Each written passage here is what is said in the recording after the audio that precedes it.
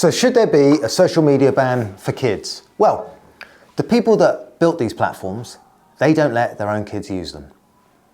Right, so Steve Jobs didn't let his kids touch the iPad. TikTok CEO won't let his children on TikTok. Bill Gates waited until his kids were 14 to give them phones. The people who make this technology, the people in Silicon Valley, where do they send their kids? A lot of them send their kids to the Waldorf school, specifically because Waldorf schools have no computers at all in the classroom, by no design technology. Of the curriculum. The richest, most powerful people in the world protect their children from the technology.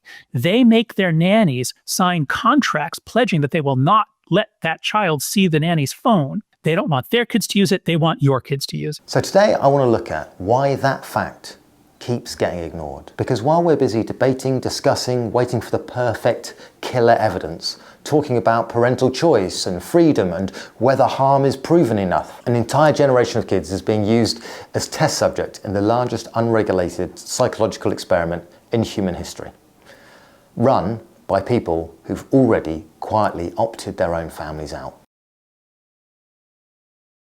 I want to get into your head and I want to make a bet that you watching or listening to this, that you think you are less biased and more of a, independent thinker, less affected by advertising than the average person. I know my mind, I can see through advertising, all right? I am an independent decision maker, all right? So back off, Barry. But don't worry, you're not alone in being a totally independent thinker, because it's an assumption that we all have. So researchers at Carnegie Mellon University interviewed 661 people and asked whether they thought they were more or less biased than the average person. And out of 661 participants, only one person, said they were more biased than average, more suggestible than average. One. In fact, not only that, more than 85% of people believe they were substantially less biased than average. Look, I'm just pretty fucking good at seeing through shit. That's my one skill. I can see through shit, Barry. For me, shit is transparent. When I go to the toilet, I don't even know if I've gone. That's how much I can see through shit. I'm just like, why is that? That just seems to be a load of tissue paper in the toilet, because I see through it. That's what 85% of people thought. This is called the bias blind spot. We can see bias in others, but we are completely blind to bias in ourselves. And the reason why it's so dangerous is that the people who think they're the least biased are actually no better at making decisions than anyone else. In fact, they're less likely to learn from training because they're more confident in their own judgment. In other words, the more convinced that you are that you're unbiased, the more vulnerable you become to making terrible decisions. And we all know people like that, because everyone thinks they're the exception. Nobody thinks they're the ones being manipulated. Me? Yeah, I'm just a guy that's easily manipulatable. That's who I am. If you want me to do a thing, just kind of put a little sign up and I'll just follow that. What do you want me to do now? Carry on with okay, I'll do that. And listen, there are so many studies and examples about how influenced we really are. But to use one example, anchoring. And this is a famous experiment by Amos Tversky and Daniel Kahneman. So the study worked like this. They gave participants a series of random tasks. And one of the tasks was to spin a wheel of fortune. But they didn't know it was a rigged wheel. It always landed on either 10 or 65. And then after the spin of the wheel, the next question was they were asked to estimate what percentage of African nations were in the United Nations. So those are two unrelated questions, two unrelated activities that just happen to be next to each other. The wheel is random, everyone knows it's random, or it appears random, and it's got nothing to do with the United Nations membership. But it didn't matter. The people who spun a 10 guessed around 25%, but the people that spun a 65, they guessed around 45%. So random number on a wheel changed their estimate of a factual, unrelated question by 20 percentage points. Kahneman and Tversky proved that we don't have stable opinions sitting in our heads waiting to come out. We construct our thoughts in real time, grabbing at whatever's nearby in our environment. Our brain is essentially a very expensive computer that can be hacked by a game show wheel. We are actually not rational beings making occasional mistakes. We are mistake-making beings who occasionally stumble into being rational. We're fundamentally nudgeable, biddable, and adults in particular are terrible at recognizing this. We massively overestimate how free our thinking is. But children, teenagers, their prefrontal cortex, the bit that does executive function, impulse control, long-term thinking, it just doesn't exist. Obviously. Have you met a child? They're f***ing idiots. My 6-year-old niece won't sleep with her head under the pillow in case the tooth fairy nicks all her teeth. That is an actual thing that she is frightened of. In case the pillow yeah, f***ing idiots. Because this hasn't even finished developing until we're about 20. Well, 25. Kids are even more open, they're even more susceptible, more dependent on social cues to construct their sense of self. And this is what I find so absolutely maddening. The fact that we're all fundamentally nudgeable, right? And kids even more so. The question surely then becomes, who's doing the nudging? Because when you open Instagram or TikTok, you think you're just browsing, right? You just relax, look at what your friend's up to today. Oh, look at the little thing. Like, what's the cat up to? What's the little cat? Do you think Monkey Punch has got a parent yet? Oh, you little. Oh, no, it's good to see Simon doing well. That's good. Yeah, okay, yeah. Just good to connect with people. Oh, look at that. That's funny, isn't it? But the people who built the platform, they're not relaxed at all. The designers of social media platforms have 10,000 data points on you. They know when you pause a video. They know when you almost clicked but didn't. They know what time of day that you're most vulnerable to engagement. They've run 1 million A/B tests to figure out what shade of red makes you more likely to click on a hair loss advert. Let me give you a concrete example of their behavior. So there's an author called Shoshana Zuboff, and she documents this in a book called The Age of Surveillance Capitalism. We search Google. But now, 2 decades later, there is a fragile new awareness dawning. And it's occurring to us that it's not so much that we search Google, it's that Google searches us.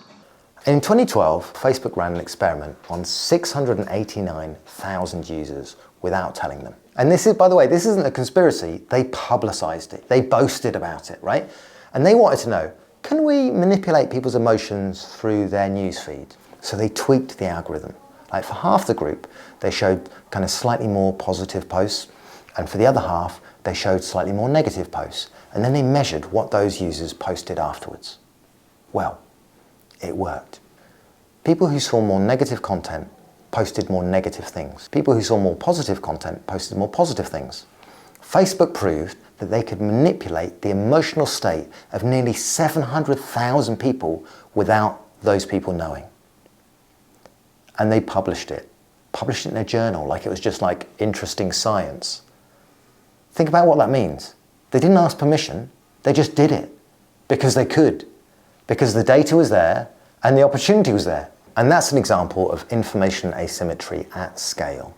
They know you better than your therapist, but unlike your therapist, their job isn't to help you. So many of the facts around this are disturbing. They can tell somebody's sexual preferences before they even know their own preferences. These platforms know that about you and will start selling you stuff based on what they know about you. Right now in London, there's a lot of discussion about the CCTV cameras everywhere who are taking everybody's faces. The tech companies, the private sphere, has fought for the right to take our faces from any kind of public space. Why do they want your face so badly? There are many, many muscles in the face, and those muscles can combine into hundreds of different kinds of gestures. They do facial recognition analysis to compute those gestures because those gestures predict emotion. And once they know what you're feeling, that becomes one of the most powerful predictors of your behavior. Now, that kind of behavioral insight is sold to business customers. Mark Zuckerberg, 10 years ago, he was worth 10 billion, just 10 billion. Today, 180 billion. That's a 1,700% growth in a decade. Now, every teenager doom scrolling at 2 a.m. is quite literally making him richer and making themselves more anxious, more distracted, and more depressed. Because we're all more profitable if we're anxious, distracted, and depressed, right? Which is a fact that my local coffee shop does not exploit enough. You're not the customer. You're not even the product.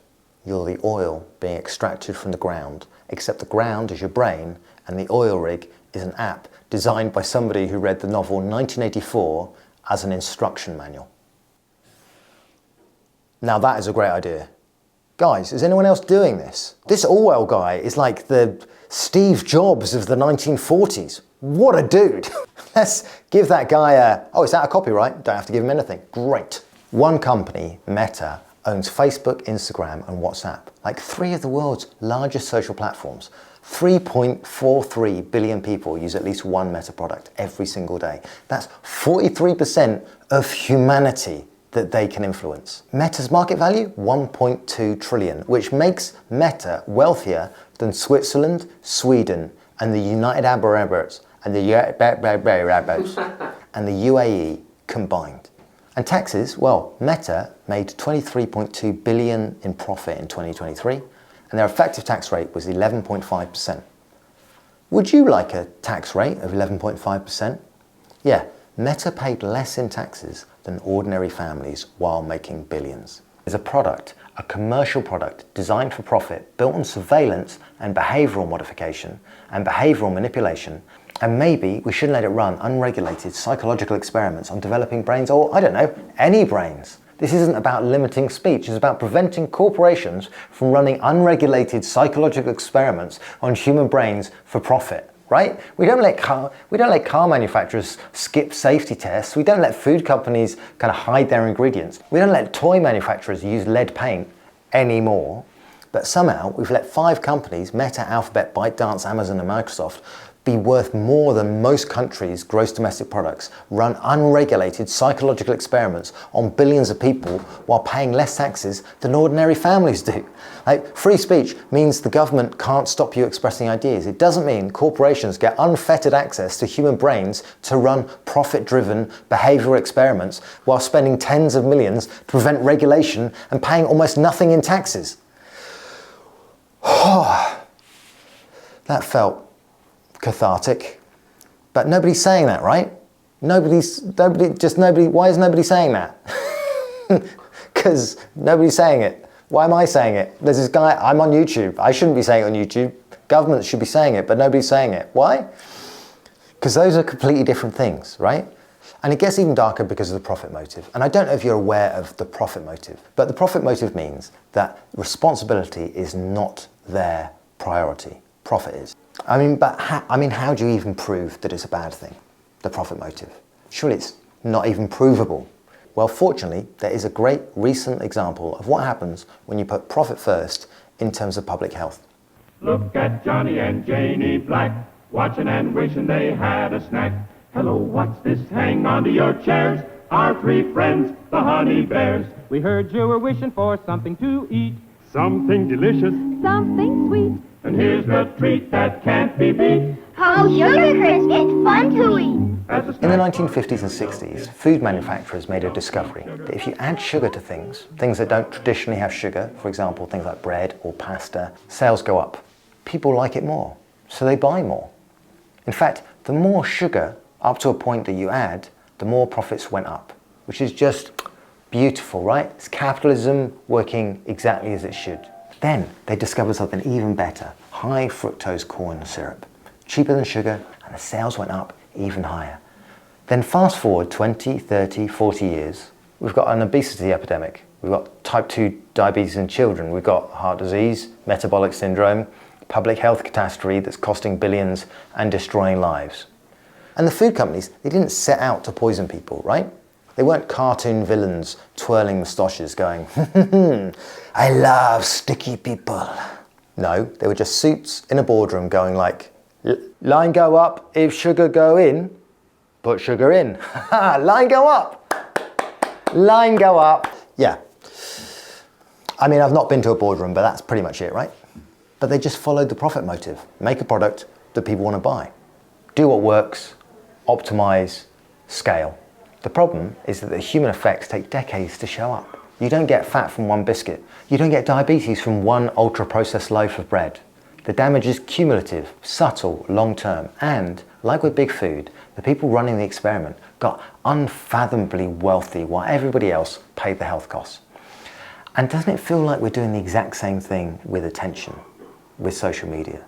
The current engagement-obsessed, profit-focused social media algorithm is, to our minds, what fructose corn syrup was to our bodies. That's just the business model. Like, more time on site equals more ads equals more money. More time on site equals more ads equals more money. More time on site equals, line go up, line go up. Attention go, study them more, make them look more. Line go up, make them look lower. The same vibe. Like, Meta makes 97.8% of its revenue from advertising, not from serving your kids, from selling you and your kids. And and this is an appropriate time to mention this. I don't take sponsorships on this channel. I don't take brand deals or anything like that. The only way this channel works, and it loses money at the moment, but the only way it works is that if people see it and they find that it has value, to support it on Patreon. And you can support it on Patreon here, and there'll be a link at the top of the copy. But thank you for watching, and if you can help in any way, it's really appreciated, because, like I say, it does lose quite a lot of money at the moment. But, you know, I'm a comedian, I'm not a businessman.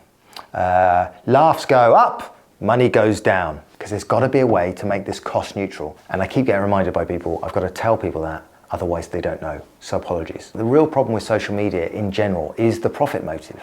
It's the fact that that's the focus for everyone.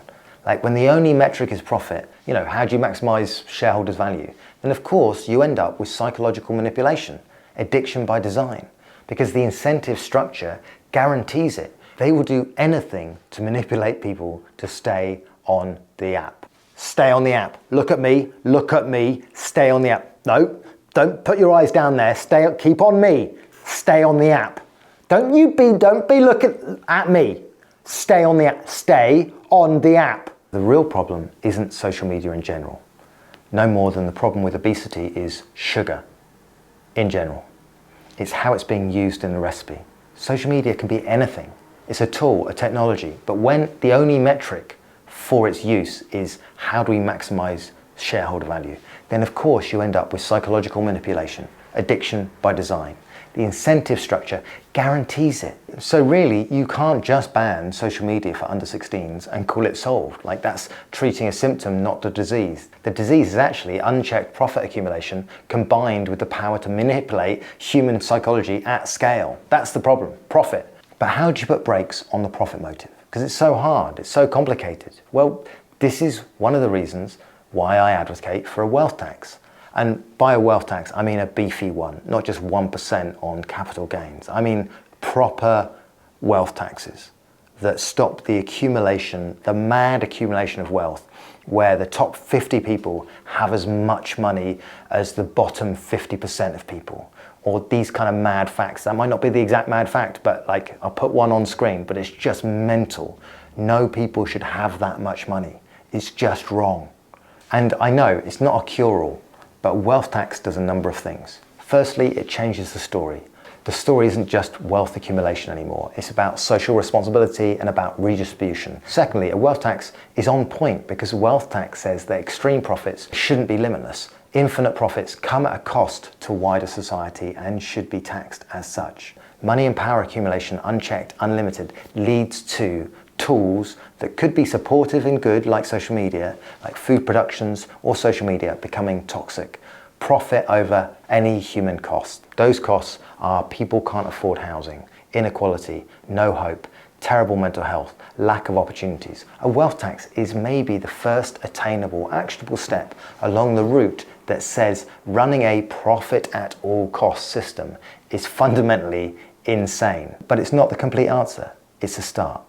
Because right now, we're having the wrong argument. We're arguing about whether teenagers should be allowed on Instagram.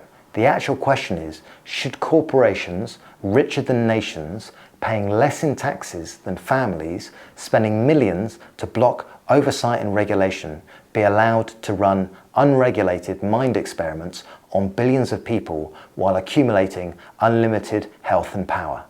There's got to be a pithy way of saying that, hasn't there? But when you frame it that way, you understand that social media isn't the problem. The extractive profit motive is the problem. And then banning under 16s is like putting a plaster on the bullet wound. Sure, maybe it helps a bit, but you're still bleeding out. The real question is, how do you stop the bullets? it's the profit motive. Because if we didn't have the profit motive, we could, I don't know, maybe have computers that were maximized for, I don't know, education or joy or wonder or, I don't know, not engagement and attention at all costs. But, you know, what do I know? I'm probably biased. You say you don't think it's a good thing for your children to have too much money. You're only giving them a small portion of your fortune, a paltry $10 million.